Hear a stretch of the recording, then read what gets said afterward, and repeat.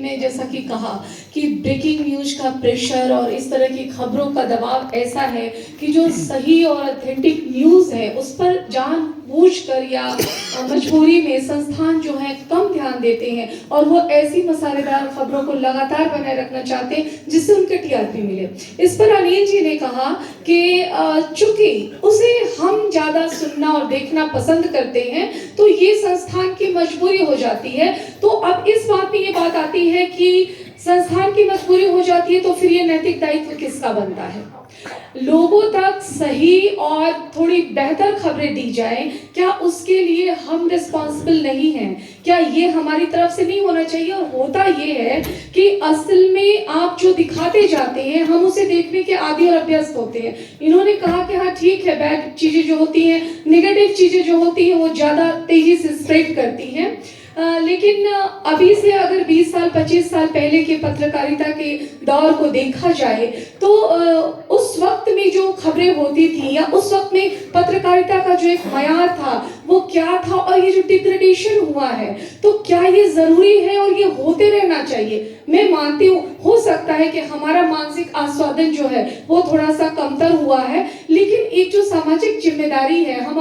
अपनी social responsibility को कितना निभा रहे हैं? अगर हम ऐसी ही खबरों को लगातार प्रेशर दे रहे हैं तो निश्चित तौर पर हमारे बाद वाली जो पीढ़ी है वो तो पत्रकारिता का समझिए कि एक जो मेन अक्षर होता है उससे भी परिचित नहीं होगी। तो मुझे अभी भी लगता है कि संशोधन की जरूरत है, बहुत जरूरत है कि संस्थान भी अपने आप में परिवर्तन लाए और निश्चित तौर पर उससे जो दर्शक और पाठक है उनमें भी परिवर्तन आएगा। मतलब आप अगर एक थोड़ा सा अपनी ओर से एक सीमा रेखा नहीं रखेंगे तो फिर वो जो चीजें हैं लगातार, जैसे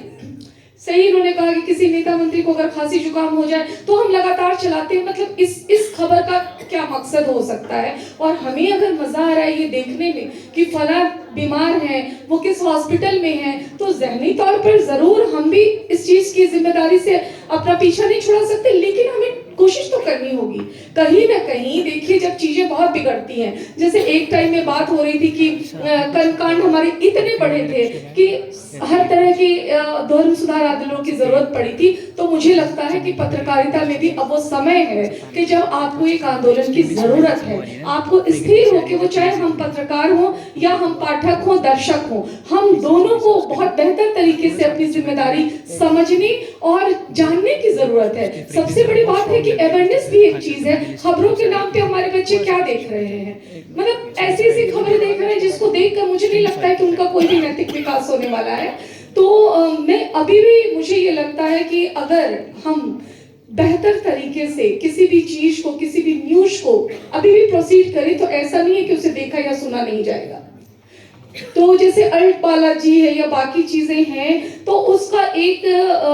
जो एक सीरियस का या आप ले लीजिए एकता कपूर की जो सीरियस का टाइप्स है, तो क्या वहाँ हमारी जो 8 फिल्में हैं क्या उनका दर्शक नहीं है? सवाल ये है कि हमें ढूंढना होगा कौन से लोग गंभीर हैं, वो सच में क्या सुनना देखना चाहते हैं, और अगर हम लगातार सही चीजें देंगे तो उनकी जो देखने और समझने की दिशा है वो भी बदलेगी। तो ये जिम्मेदारी हमारी बनती है, दोनों की बनती है, संस्थानों की बनती है, पत्रकारों की बनती है और समाज की भी बनती है। निश्चित तौर पर ये जिम्मेदारी हमारी बनती है। और इससे पहले कि मैं आज की अध्यक्षता जो वरिष्ठ पत्रकार सोमवारी रामनियाल जी कर रहे हैं उनकी को सुनने के लिए हम जाए, मैं छोटा सा सवाल जो मेरे जहन में आ रहा है